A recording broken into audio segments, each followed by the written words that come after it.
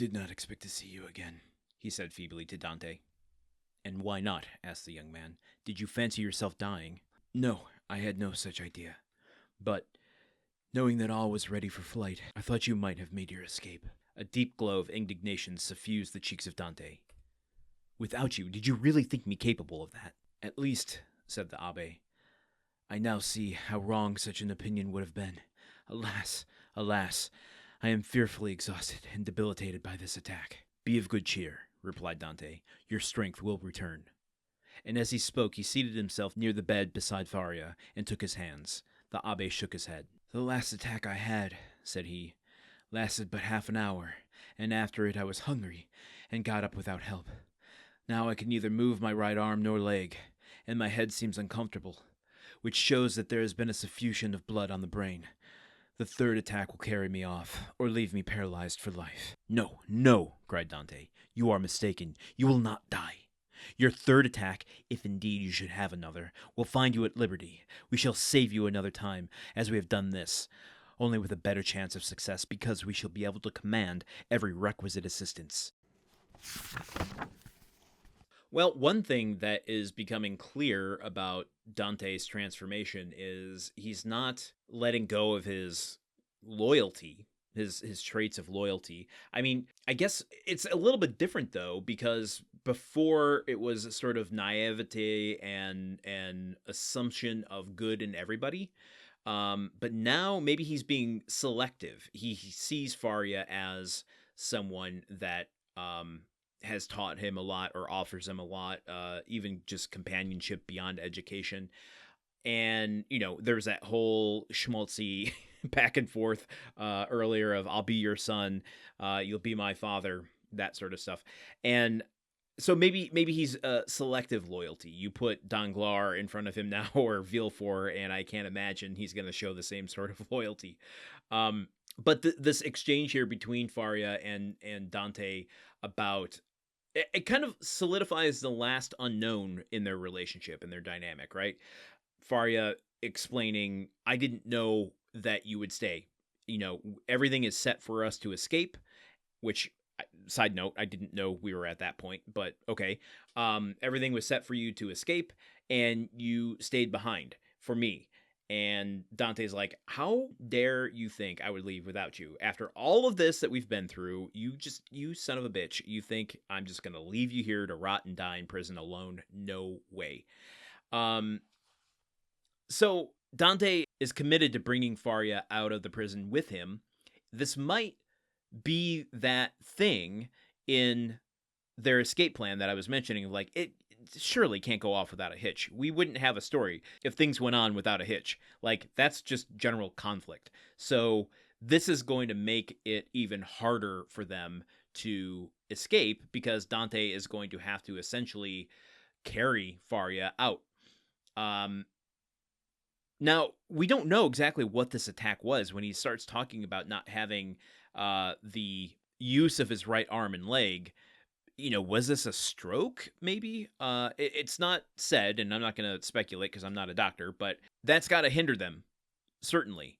But more interestingly, Faria, with his knowledge of science and medicine, says, okay, this isn't the first attack I had. We knew that because he had the vial of medicine in the leg of his bed. But he says, like, the last one was only a half an hour, and I was able to, like, get up and go eat a hamburger because I was hungry afterward. And now he's like, this one's worse. This one, I'm awake, I've revived, but I don't have the use of my right side. So he's thinking there's going to be a third attack. If there were two, I mean, does he know this? I don't know. He's assuming, I think. There's no evidence that he will have a third attack. Maybe it's just insecurity, paranoia, that sort of thing after a traumatic event like this. But he does say, you know, if this happens again, because this has taken half of me, this attack has taken literally the right half of me and left like blood on my brain. The third attack is gonna just like either completely paralyze me or end my life. So, I mean, if we're looking at this from a writing perspective, that's a ticking time bomb that is gonna potentially complicate matters for Dante and Faria at some point. And if you're going to orchestrate it to happen at the most suspenseful moment, it's gonna be when they're trying to escape at the moment when they're just about to be found out by someone. Will they? I don't know. Dumas seems to be someone who can throw a curveball at me in a way I didn't expect. So maybe they will get found out while escaping, and the story continues in a direction I didn't expect. That's kind of exciting. But anyway, we won't know that till we read more, and we'll do that tomorrow. However, I did say yesterday, that I had a little Chateau d'If trivia bit, Chateau d'If tidbit. Apparently, and as we've talked about before, the Chateau d'If is a real prison. You can still go visit it off the coast of Marseille.